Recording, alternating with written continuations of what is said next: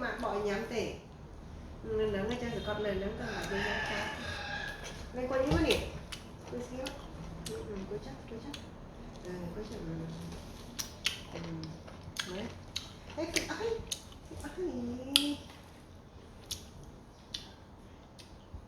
chốc lại bỏ nhắm con chốc xem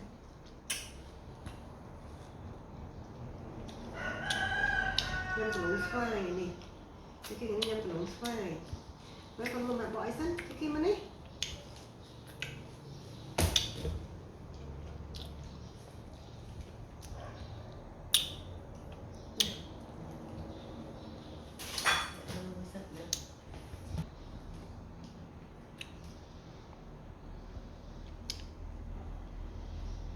cạnh đồng đông chúng tôi cái kia ấy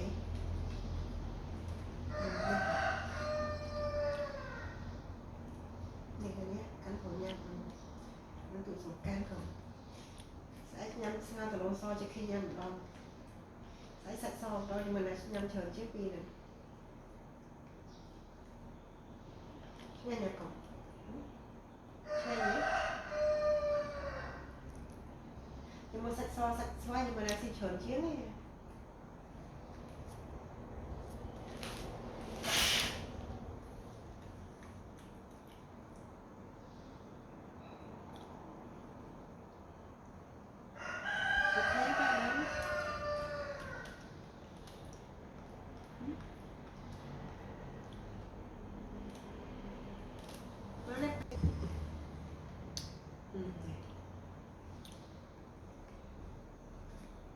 dạ ok, ba là ôn chăm sóc nhắm ấy.